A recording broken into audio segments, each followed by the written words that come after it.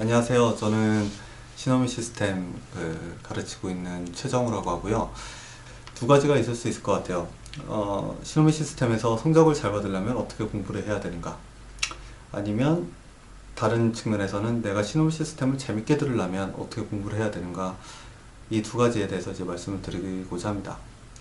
대학원생 때 와보면 시노미 시스템을 배웠음에도 불구하고 연구에 필요한 가장 기본적인 실험 시스템의 지식을 모르는 경우가 허다합니다.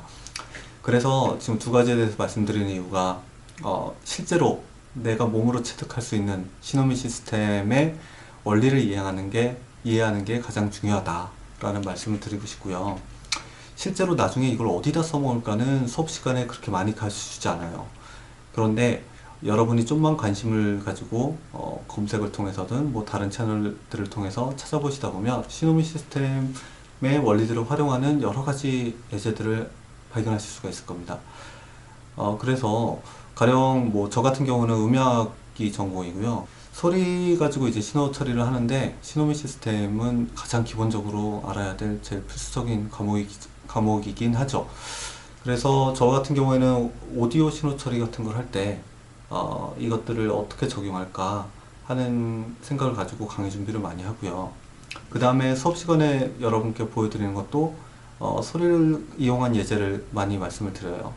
그런 걸 이제 교수가 꼭 데모를 수업 시간에 하는 데는 한계가 있으니까 여러분이 이미지에 관심 있으면 이미지 시그널 프로세싱을 어떻게 되는지 한번 찾아보고 아니면 비디오 시그널 프로세싱은 어떻게 되는지 찾아본다든지 그런 관심을 가지고 여러 가지 문제에 귀를 기울이시다 보면 공부하실 동기를 찾으시는데 훨씬 도움이 될 거라고 생각합니다.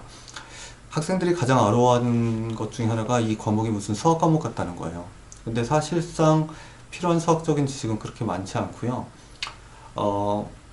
수업 시간에는 거의 수학 문제를 풀듯이 나가는데 사실은 여러분들 머릿속에서 수학 공식을 외우는 것보다는 그 수학 공식이 어떤 의미를 가지고 있는지, 그래서 대부분 시노미 시스템에서 다루는 게 시스템 안에 신호가 입력 시그널이 들어가면 출력 시그널이 어떻게 나오는가에 대한 과정을 여러 가지 측면에서 배우거든요.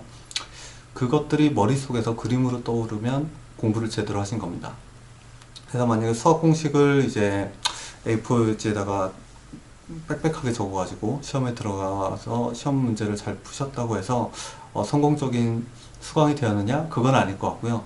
여러분이 입력 신호가 출력 신호로 변환되는 메커니즘을 정확히 머릿속에서 떠올릴 수 있으면 그때는 여러분이 이제 그 지식을 가지고 뭔가를 만드실 준비가 된 겁니다.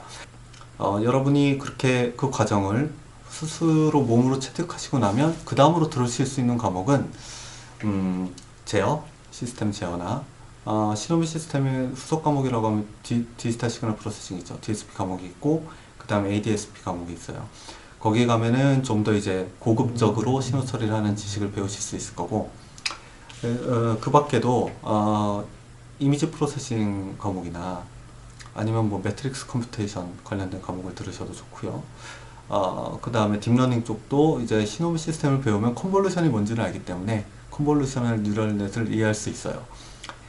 그렇기 때문에 이 과목을 들으시면 그 후에 들으실 수 있는 과목의 자유도가 무지 많이 넓어집니다.